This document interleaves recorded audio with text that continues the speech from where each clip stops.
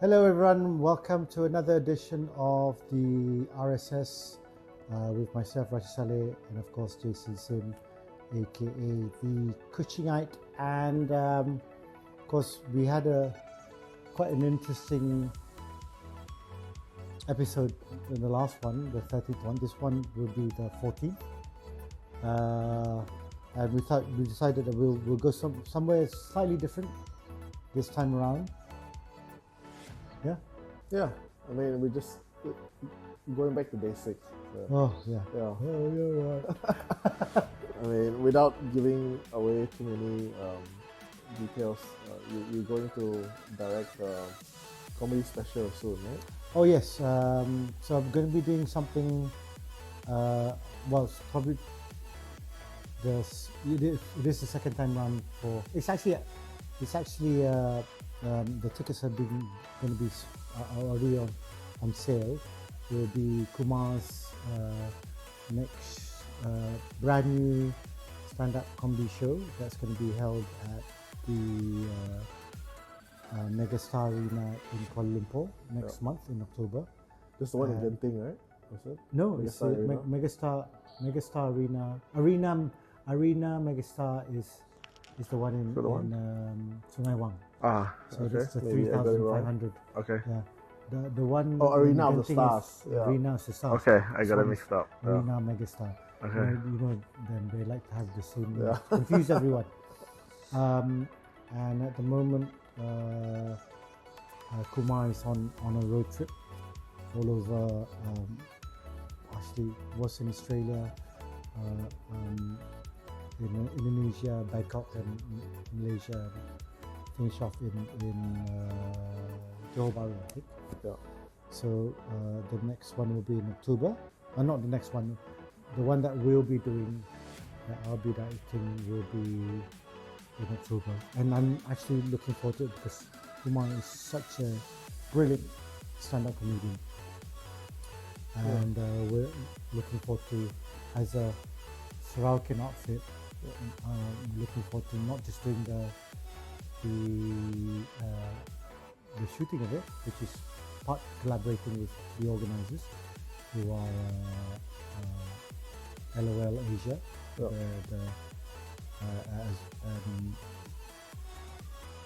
West Malaysian company, but we'll be doing the post-production as well. Hopefully, we'll see. Yeah, so I mean, you've often described yourself as a comedian, like, you know, in bios you say like, okay, comedian, actor, blah, blah. So what makes you a comedian? What defines comedian?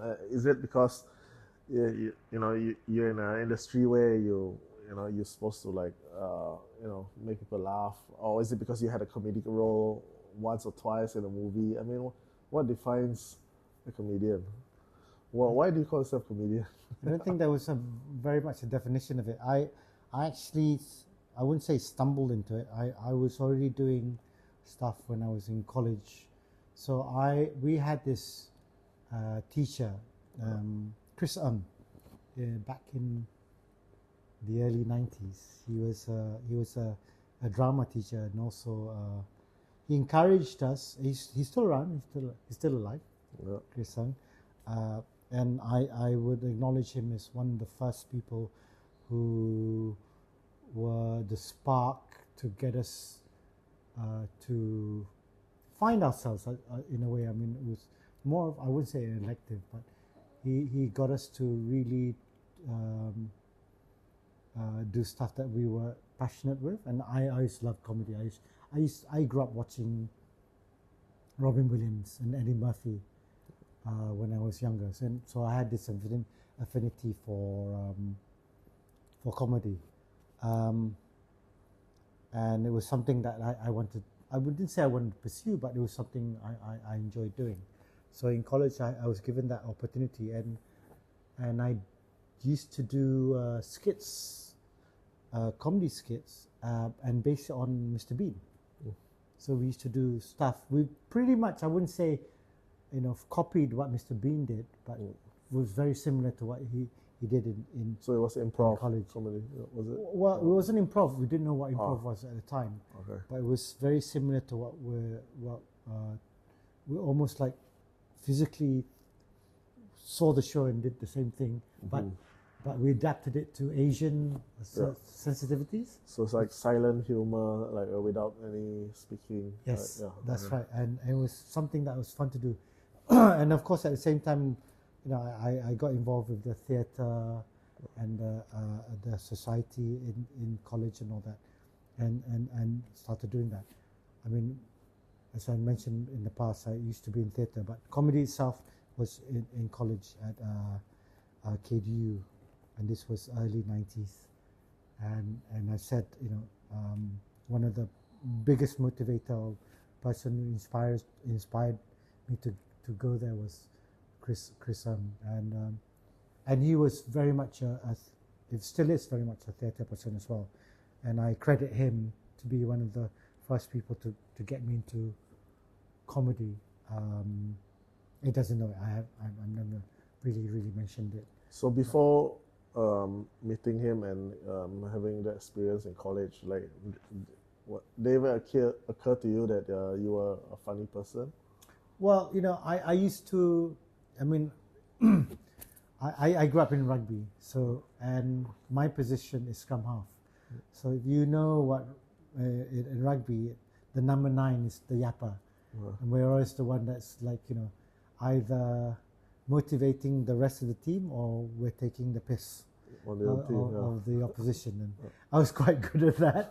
So I was always like, you know, we're like, I wouldn't call them poodles, but we were quite aggressive in terms of and you know, in those days, you know, it's like in cricket sledging, when you like, you know, you're taking the piss out of the other opposition. Just it's a mindset thing. It's a mental thing. You know, you're always trying to put them off.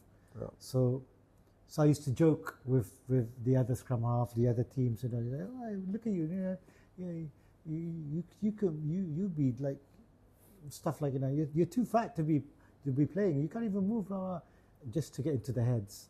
So it wasn't anything earlier than that made you think like, oh yeah, were you the class clown? Were you I was a college clown. But I don't think if you know, my brother, the clown in my family, and I've mentioned this before, the clown in my family was actually my younger brother.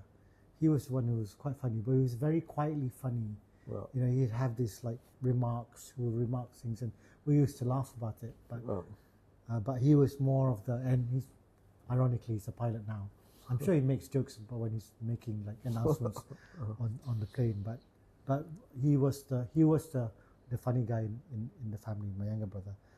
But I never really was the, you know, you don't become funny overnight. I think it was just over time I found that people enjoyed what I was doing and what I was saying, that, you know, I sort of carried on with it. Especially in college, I used to do physical comedy. I love physical comedy.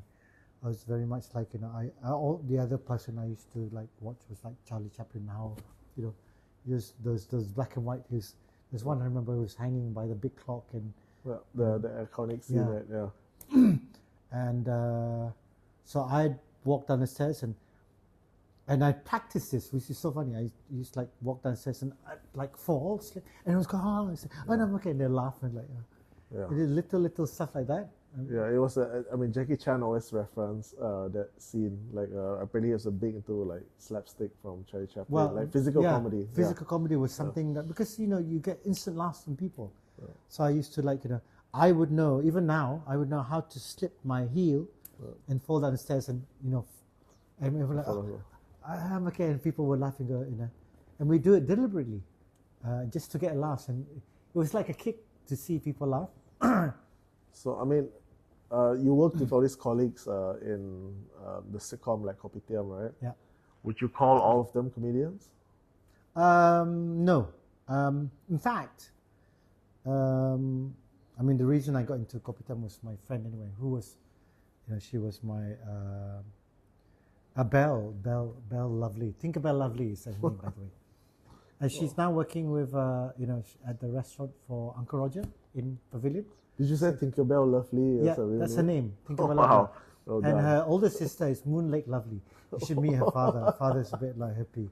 Love him a bit. and Antares. Okay, well done. Yeah. Yeah. So we call her Belle, and yeah, you should meet her. It's like she's so much fun. She's really smart, and she's working with like at Uncle Roger's restaurant, and I think she's in marketing or whatever. She's so cool.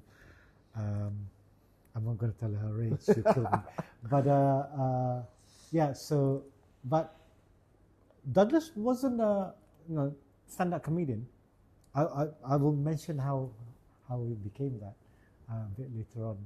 But none of us were stand-up comedians. We were, we learned to be, we were comedy actors, and we learned our trade as comedy actors before becoming stand-up. So is that not defined as a comedian, or you have to do stand-up as well? So comedy actors are comedians. So everyone in Kopitiam was a comedian. You feel? Well, do you feel having been becoming comedians? You see, so people, so the translation, I would say, of comedians is stand up, but it's not. It's just someone who is funny, who can deliver lines that's funny. Yeah. So comedy actors are also comedians. We learned the trade because we had good writers who and we made the words. Because I was curious. I mean, because when that's a reason why I asked earlier is like, yeah. I mean, why do you call yourself comedian? I mean, if you gave me a script in like maybe a comedic movie, right? And I worked the material and I did that once, and like, would that define me as? Well, it depends. If you don't deliver it properly, you're not a comedian. If you don't know how to deliver the lines, and see, it's all about timing. Being a comedian is all about comedic timing, and that's so important as a comedian or comedy actor. Because if you don't deliver it properly, and it falls flat, do you call yourself a comedian? I mean, would you call Ice Cube a comedian? Depends. I mean, you know his movies, right? Yeah. Like, yeah. So I would call him a comedian because he delivers really good lines. Yeah. But would he call himself a comedian? I don't know. I mean, we should ask him that. Yeah. One day we'll get to interview him, ask him that. But it's not that easy to be able to do that because you can make your immediate family laugh, but the outside world are the ones who will gauge whether you're a funny person or not. How much do you think that was inherent in you from an early time, or how much of it was learned, or maybe what ratio that was like he was naturally funny, or he learned to be funny, Probably 40-60. 40 inherently funny, but 60 learned it. I think. Oh, that much? Yeah, wow. Yeah. I think because even stand-up comedians, you learn your trade. But you need that 40% to be able to deliver that 60%. So you can't do with or without. I mean, I've got friends who keep their callings and so funny, but they're not. And if you don't have that sort of funny bone initially, it's very hard for you to work that 60% to make it even more funnier. I mean, Douglas, if you know him, he is a very serious person in real life. Yes, he's funny, but he has a different type of humor. So when you say comedian, there are different types of comedians. You have the slapstick comedians, you have the ones who make you think they're the ones who are a bit of both. So again, there's a wide range of So how would you describe your humor and your comedy? I do half and half. So I do a lot of physical. I wouldn't say slapstick, and I do the other half. But Douglas is different. He's more cerebral. It's a lot more thinking kind of comedy that he. Was it something that you saw like early on when you met him? Was it like? Oh yeah, he was as we. Especially when we gotten throughout the Kopitiam series, I could see. I mean, that's why he was nominated, because his comedy resonated amongst everyone, especially the thinking man. But did he approach it as in like he wanted to do comedy like just from the very start? I mean, did he stumble into it like the same way you did? Well, he auditioned for Kopitiam, so I guess I think. Well, here's the thing. So this his grandmother was also, from what I hear, she was a performer. So he's very close to Douglas's grandmother. Okay. Grandmother. They live in Cheras. I used to go and see them all the time. I love his father. His father was was airline pilot, Air Force pilot. Air Force pilot. Yeah. Oh wow. Mom was his mom a teacher? What did she do? Yeah, I can't remember anyway. But the grandmother, he was very close to his grandmother. I can't remember whether mom's side or father's side, but he was very close to grandma. And she used to be a performer, from what I hear. So I guess that's where he had this affinity to, like. Whereas my my family was like, I only found out years later, whilst having like a quiet meal with my mum. She goes, I used to do theatre, and that's how I was like, but it wasn't comedy lah. I'm not sure, it was just theatre. And I was like, I still don't know what theatre she did, because she's very cryptic. But Douglas was very close to his grandmother. I think I remember that one. I may be wrong, but I think distinctly remember that. So he's always had that performing vibe. That's why, and obviously has grown on to be a really good stand-up comedian, and he's performing all over the world, which is, I'm really, really happy that he's done that. But there was a point, so the both of us, we used to, while we were both doing Kopitiam, so there was this comedy duo called Comedy Court. So Indy Nadaraja and Alan Pereira. Alan Pereira. This is in KL? Yeah, this was in KL. Yeah. So they were also part of this other group called Instant Cafe Theatre, which I am a part of, and I was a junior member of that then.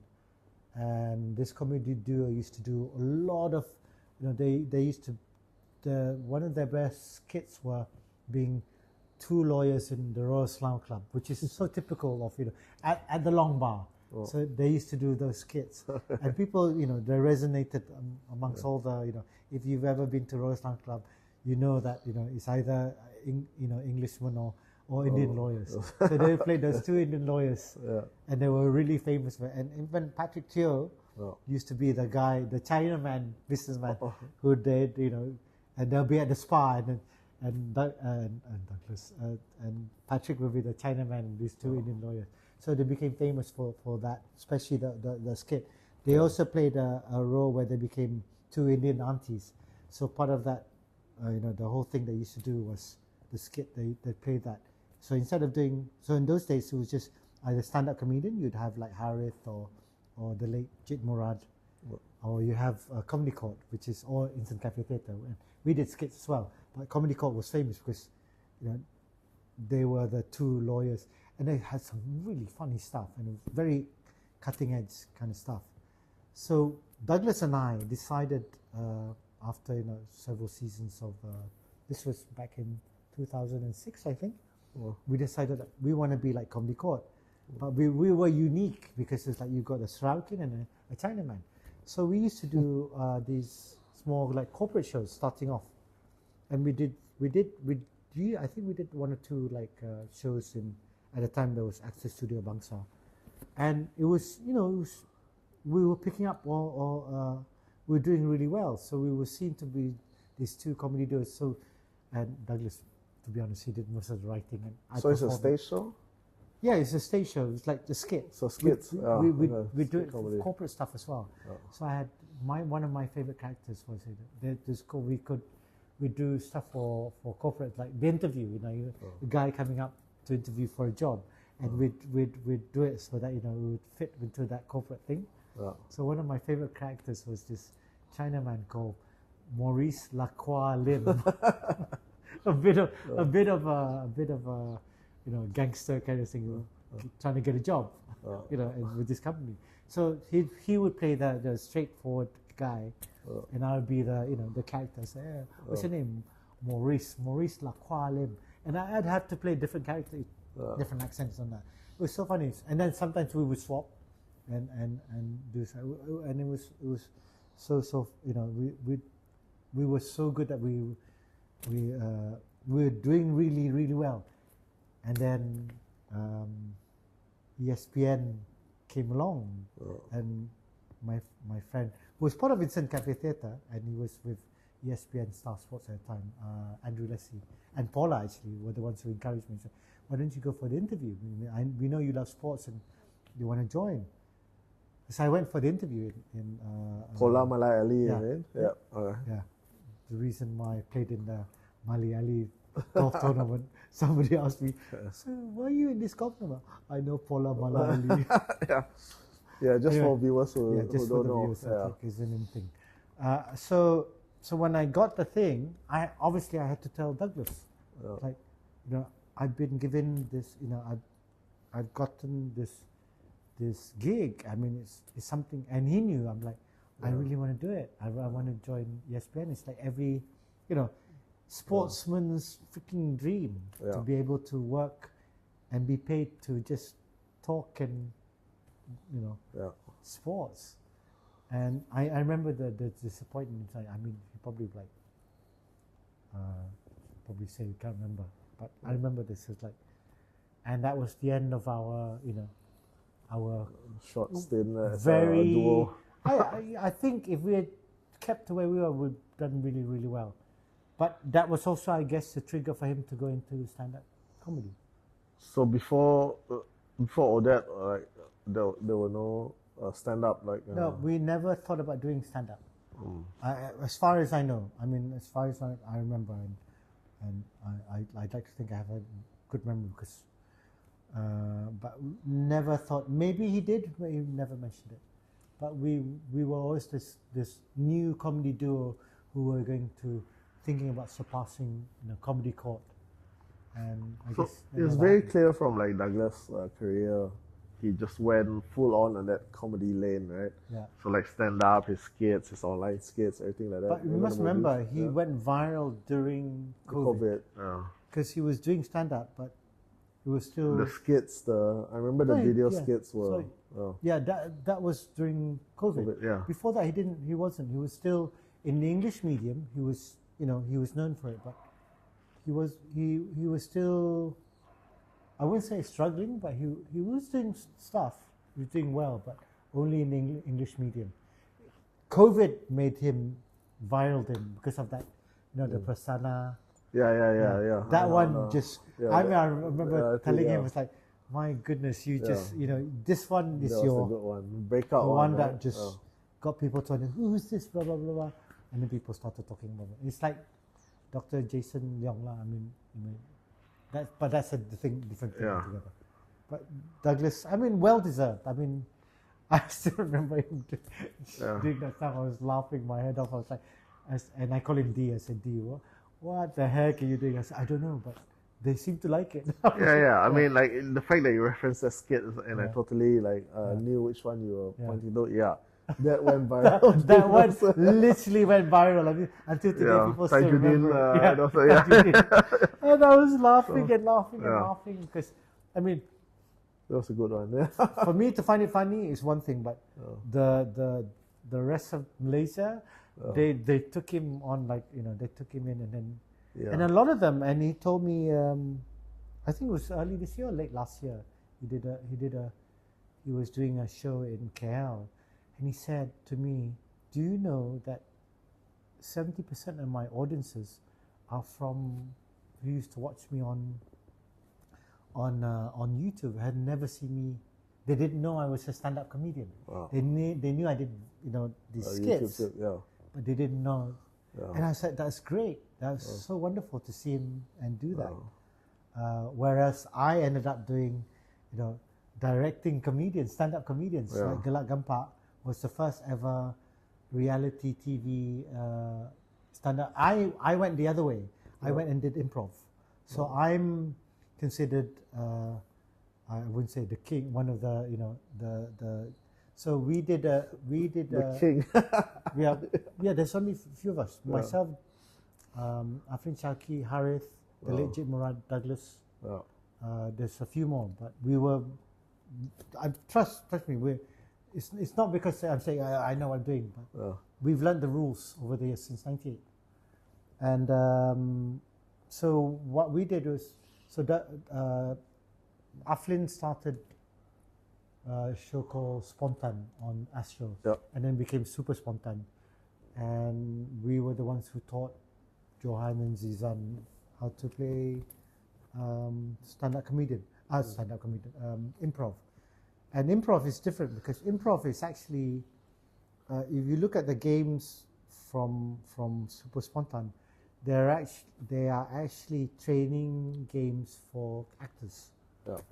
It doesn't have to be funny, but they're actually very, very good training exercises, and there's many of them for actors to be able to emote and learn their craft. So like Douglas went that way, and then you pivoted to ESPN and a lot of other ways. And then improv and other stuff as well. I mean, we're still. I told him recently, I was like, we should go and redo our skits again because I think it's going to be. Is he keen? Yeah. I mean, we've talked about it already, but you know, he's still doing. He's going to be the first ever stand-up comedian to be performing at the Day One Philharmonic. Yeah. Not even amazing. Not even hurry. But yeah, and he was supposed to just to do one night, and he's extended to 2 nights. I think there might be a 3rd night as well. Yeah. It's like Kumar. Like last year, Kumar did one. He was one show, and then sold out within 2.5 hours. Yeah. Had to do a 2nd show. Wow. Yeah, it sounds like the community of like comedians is like a close-knit group of like a few people in Malaysia. Is that true? I mean, so how does that include like, I mean, we all know these household names like Harif and Douglas, and like does it include like people like Jason Leong and the people outside as well, like Kumar as well, like outside from Singapore and stuff like that? Is it really like? Yeah, no, it's very, very true. I mean, even prior to even the Singaporean ones. Yep, as well? yep. What's her name? Who was I can't remember her name. She was banned. Yeah, I Was it forgot. Chandra? What's her name? I forgot. She's actually quite good as well. Yeah. So I apologize because I've been so, I wouldn't say out of the scene. Oh. I've known the one good thing that we did. This was as much people want to say about LOL Asia. When we did in 20, and I just posted it up actually. No, I sent it. So we did Gelak Gempak in 2020. This was still during COVID, and everyone had to wear masks and all. We did the first ever stand-up comedy reality TV show where we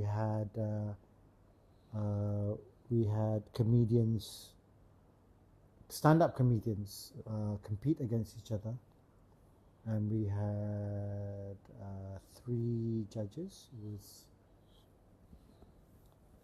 Sherry Al-Haddad, Aflin, and I know him. So, and we had them on, and we had all these up-and-coming comedians. We had Douglas obviously didn't do it because he was busy at the time. So competing at like describe the competition? Yeah, it was on Astro. First ever Gelak Gempak is called. So it was like skit comedy or no, it's stand-up comedy. Stand-up comedy. So like on a live stage. Yeah, so it was 10 episodes. Okay. On Astro Gelak Gempak. It was Astro Gempak. And it was first time there was a platform for stand-up comedians to do a show, and it birthed a lot of comedians now. Malay comedians. It was in Bahasa. Yeah. And so now we have there was a lot of now more Malay established comedians who are now out there in the industry doing this stuff.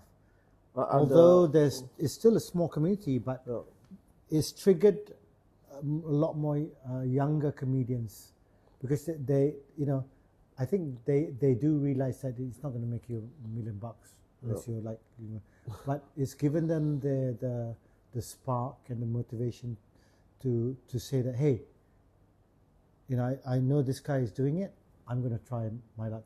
we had auditions. Oh. We had in the first episode we had auditions of guys who were doing stand-up comedian for stand-up auditions. Oh. And yeah, there were funny guys, not funny guys. I think you can see the first 2 episodes on YouTube. And yeah, now although the community is still small, but they know that they have a platform to be able to do this, and people are a lot more accepting of and know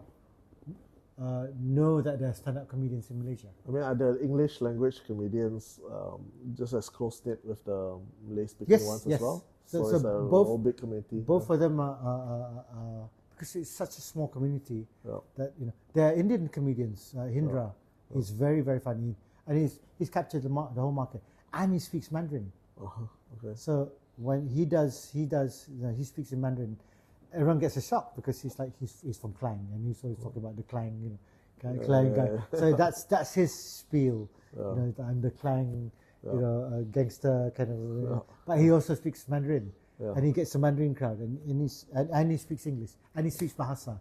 So he's like captured the whole market. But and he's been here in Kuching before, and he got So they used to have this. Douglas actually set it up. Called the MACC, which we find out, the Malaysian Association of Chinese Comedians. So they went around. They were around for 10 years. Wow. They disbanded after 10 years, a few years back, way before COVID. So it was Douglas, Poon Chee Ho, Kwa Jen Han, and Jason Leong. Yeah. And obviously Douglas was the head, and he basically brought them up and all that. They're still doing stuff.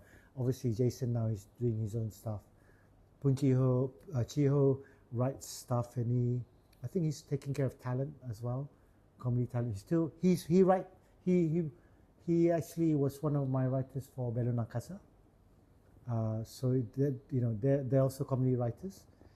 And Jen Han, I think, has just come back to doing stand up again as well, and he was working, I think, somewhere else because, I'm not saying that comedy doesn't pay, but you've got to be very, very resilient in what you're doing, and I obviously I'm a comedy director. I mean, in more than one ways, we're still in comedy, and yes, we do still call ourselves comedian when we're able to perform.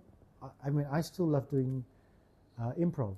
I think it's one of the hardest, apart from stand up, one of the hardest genres of comedy that one gets to do. So yes, we do call ourselves comedian, even though sometimes we're very serious people. But we need to be funny. So you spoke of that community, right? Does that include like overseas Malaysians as well, like people like Uncle Roger, like you said, and then like people like Ronnie Chang, like people who've been doing really well overseas. Well, Ronnie knows. I mean, Ronnie knows of the guys in the comedy scene in Malaysia because he was also. I mean, obviously they all know each other. Yeah.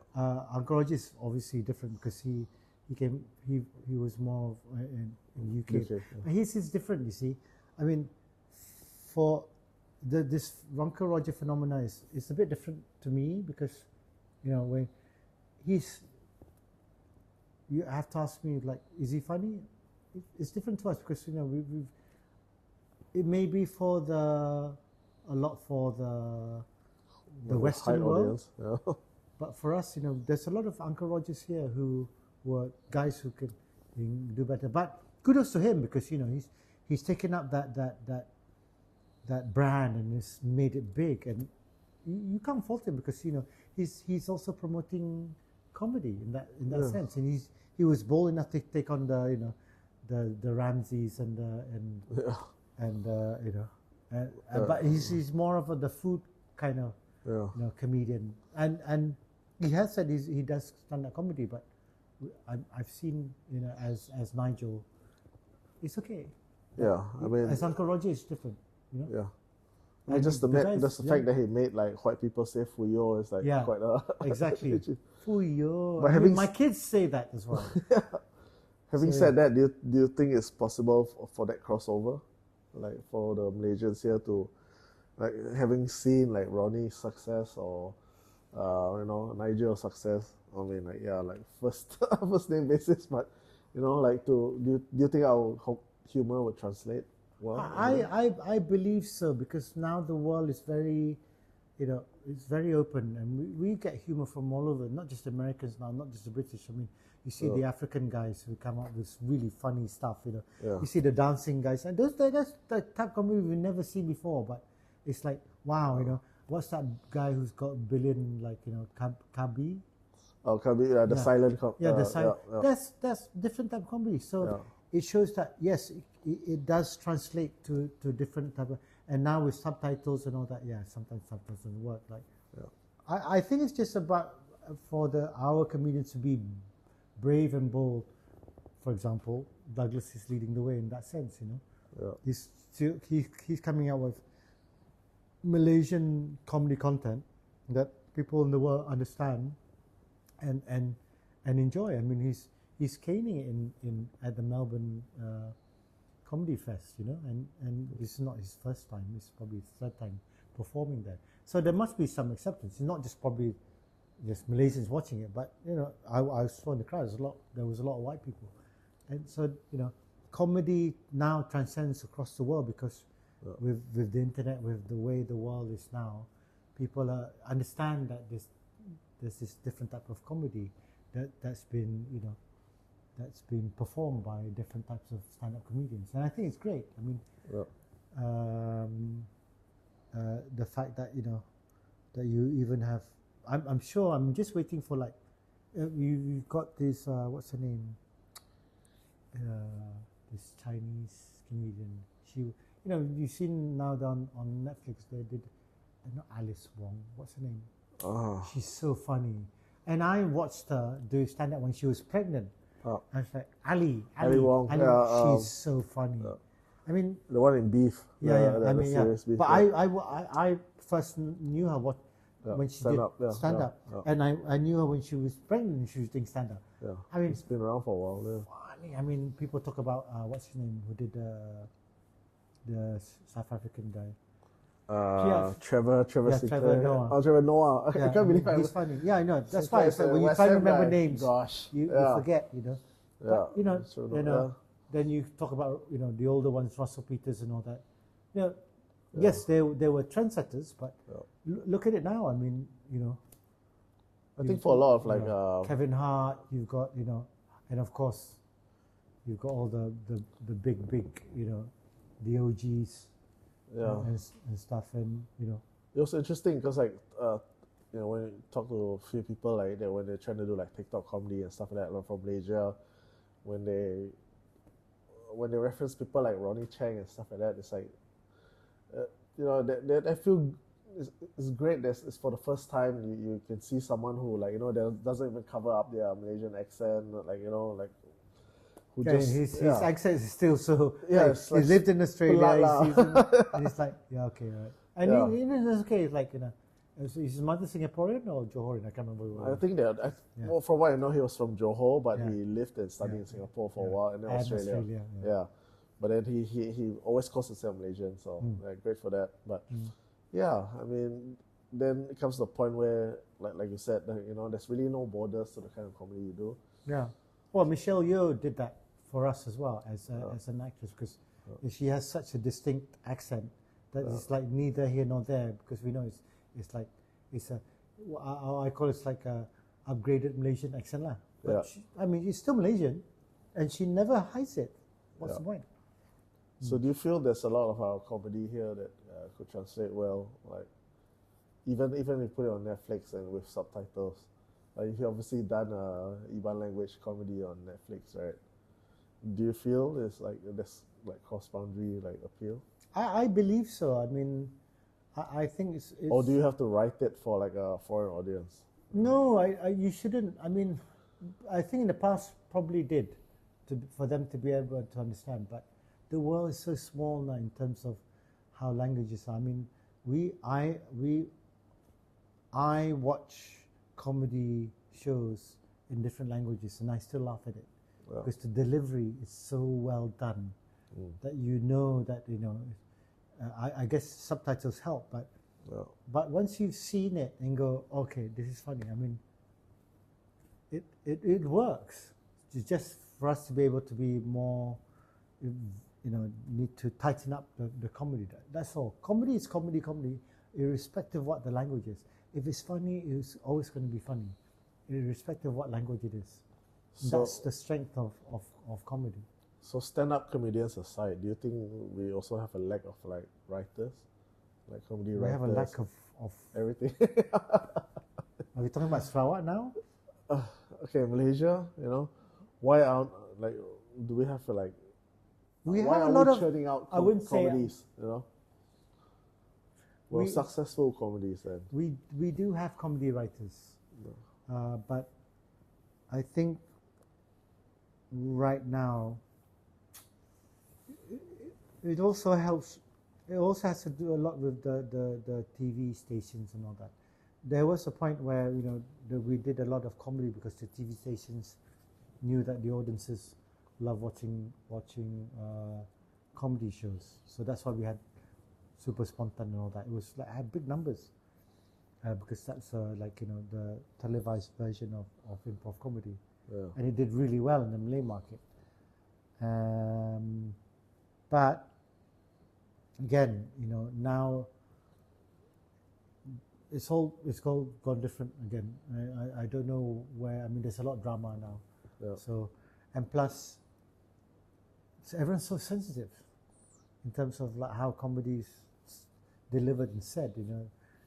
Nowadays, like any Tom, Dick, don't and you Harry. think there's like a pushback to that these days? Hopefully, I mean, the younger generation are saying, chill, which is really nice to hear. Yeah.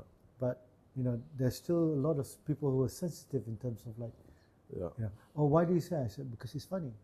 Like, oh, I don't think it's funny. It hurts me. I said, sorry if it hurts you, but I don't think the rest of the others think otherwise. But I remember who was it that said that we're letting the people who are critical of us take charge instead of putting them aside. Because why are these voices being heard? Because the more important, there's so many people criticizing, but not enough people, applauding what people are doing. Because we're now so listening to the one person, and that one person has suddenly become the authority of how things are funny or not. And I think that's wrong. I mean, like among your peers, like how much do you think, like our comedy or like stand up is like stifled because of like the laws here or things like that? Do you feel like that's a big part, like holding back, like self-censoring and things like that? No? I don't think so. The one wonderful thing about Malaysians in general, and more specifically Malaysian comedians, is that we have learned over the years to be able to bend the rules. So, and we've always had to do that because it's through necessity, because our laws are so funny in that sense that even politicians can be funny saying the stuff they do. And there was one point before the Prasana thing that everyone was saying, my God, just put this, just watch the politicians, because the stuff they came out with was even the comedians are saying they're taking away our bread and butter because they're funnier than we are. But what in specifically over the years, going back to your question, I think what we've done as comedians over the years is being able to bend those rules, because we have to, because the more stuff they put on us, the more we have to go around. So does that mean speaking like between the lines or a bit more subtly? Because thankfully I'm generalizing. Yeah. A lot of the people don't really understand what we're saying. So great, except for they'll pick it up because it gets picked up by social media and TikTok. Like, oh, they're taking the piss. Oh, now we got. I mean, do you think there could ever be like a daily show like in Malaysia? Yeah. Would love to have something like that, because that would. That would be shut down on the first day. No, well, with this Madani government, hopefully they're a bit You more. think so? We don't know. I mean, don't know until you try, right? Like, you can always speak to the Minister of Communications. Okay, You think a Sarawak version would be like a lot safer? Yeah, You I think so? feel that because we're a lot more forgiving, we're a lot more understanding, and again, again, there's that fine line. Like, who are you taking the piss out of? And it's not. It's just comedy, Yeah. So I mean, like the you trying to like steer me somewhere? Is it? No, not gonna go down that road. No, I mean, just honest opinion. Do you think like a daily show would fly in Malaysia? You think so? I believe so. I mean, I think a daily show will work in Southeast Asia because there's so much funny stuff. I mean, I can talk so much. I mean, if I was to really sit down and do somebody had encouraged me to do stand up just on my experiences as a sports broadcaster. Yeah. And there's so many funny stories. Yeah. I mean, stories I could tell and adapt to it. I mean, we can talk about football fans between the Vietnamese and the Thais and the Malaysians and Indonesians, and But politics, like, it's still politics. Politics is a bit different because you've got to. I mean, there's tread actual very laws. carefully. Yeah. Yeah, I mean, like, I mean, there could be stuff to say about like certain countries, like monarchies, but I want to go to set countries. I don't want to be banned in like certain countries because you can't even pat someone's head without getting to jail. Yeah. So that is which the few countries within, not just one. Okay. Yeah, I mean, I'll heavily self-censor myself, like, to be able to go to Thailand, So, but yeah, will we ever have that kind of level of like, discourse or, parody or, But, we'll see. Oh, very hard to say, I guess. I mean, look at our own history, the last 60 years, how much has our comedy progressed? Yeah. I mean, do you think our stand-up is like already quite safe as it is? No, I think it's quite funny, especially coming from the politicians. To say that. But yeah, I mean, just on like aside as well. Like, I mean, I've seen commentary from like artists and stuff like that. Just in general, they're just saying our art is like too safe. Even when it comes to like comedy, acting, painting, like it's art. It's like, I mean, yeah, we put our hornbill there, we have our sape there, like that's pretty much like the safe art, but there's nothing really creative anymore. Yeah. Or subversive, like anything like really. I mean, that's what art is about. It's supposed to provoke. It's supposed to piss you off, makes you think. Like the whole point of the thing was saying like our art is like really safe. So does that apply to our comedy as well? In general, you're right in saying that we become safer because people just don't want to lose their. And one thing that I think a lot of people don't realize, like especially comedians, once you do something that is against the grain, there goes your rice bowl. Yeah. You see, and no more jobs. So do you want to be banned? Because so they're thinking of that as well. Because once it's already so hard for you to get to where you are as a comedian and all that, in television stuff, and suddenly you say one thing, and then boom, it's gone. And what do? You end up what do you do? But is that art, no?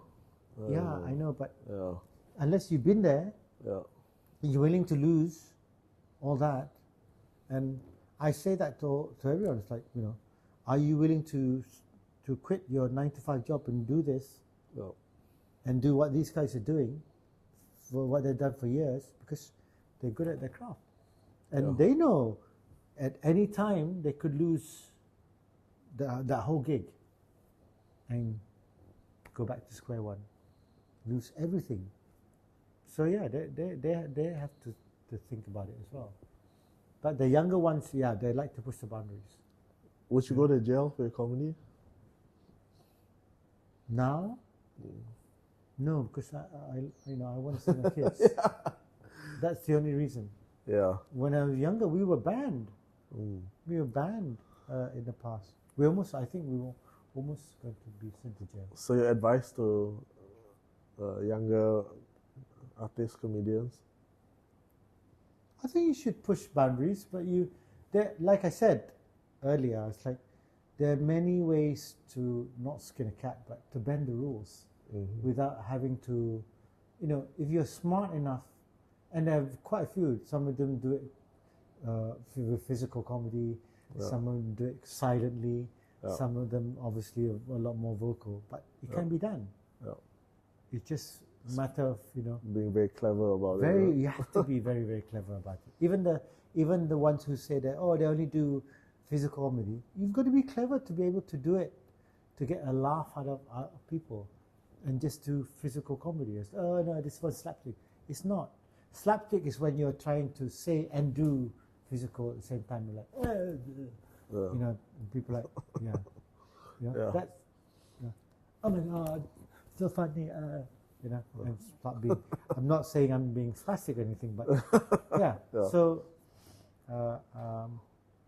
you have to be very careful in how you do it. But I always say yes, start pushing those boundaries, because I think it's important for our younger comedians to be able to do that. And I'm sure they do. They're a lot smarter now. And I've seen one or two younger ones who are like quite with it. Yeah. And they reference, the old guys. I'm like, oh, that's so annoying, because they obviously watched this before. And the people who like talk about Eddie Murphy, talk about Robin Williams. Yeah. Robin Williams to me was my idol, biggest comedy idol. I mean, the other idol I used to love was James Dean, but that's different. Yeah. So, I mean, I would love to see more Sri Lankan comedians perform, like pushing boundaries, like pissing off the man a little bit more. Which man are you talking about? The man. Yeah, no, I don't know. But you see, I mean, I've already have this self tendency to like self-censor already, So I don't know what kids growing up these days feel like. But yeah, take risks. No one's going to jail a 16-year-old. You never know. It could happen one day. But yeah, let's hope not. But like people our age is like jailable. All the time. So young kids, like, push boundaries. But their comedy is really odd sometimes, so I really don't get it.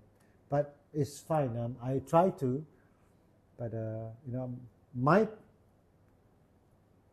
two children are funny. I mean, but I'm not being biased. They're funny. Funny as heck. Yeah, but will your parents say the same about your comedy?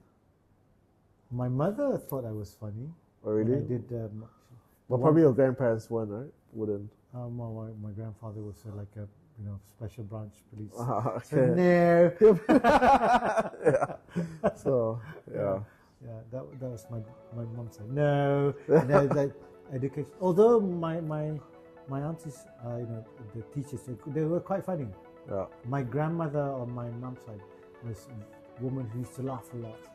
And she found everything funny. So but that was the thing. Yeah, so on last note, is there anything you think you can do? Like to just like help Sri Lankan comedy? Well, I have been speaking to a few people here in Kuching about doing improv comedy and also probably teaching improv comedy, because I think it's one area that we need to probably promote. Theatre. We don't have any. I mean, with the Dun starting up, but comedy itself, we do have talent, but they don't have any avenues to be able to perform in. And I'm quite sure, and I've seen it, you guys. I'm not saying they're not funny or anything, but they try. Yeah. You know, we have like, and the good thing here is we got guys who do different languages, like Bunya Mujaban, so funny in Iban. But I've learned my Iban through them. Comedy really helps you learn stuff really fast. But yeah, I mean, there's platforms for them to be able to. Is there a comedy collective here? Just not that I'm aware of. No. I'm not sure. Okay, yeah. So I'm carry on. different generation, I guess. But on that note, yes. So I do believe that we do have the talent to be able to do it, and I think that we should encourage. We should have this kind of like funny talent shows. Yeah. And skits and stuff, because that's where. Or if you want to learn,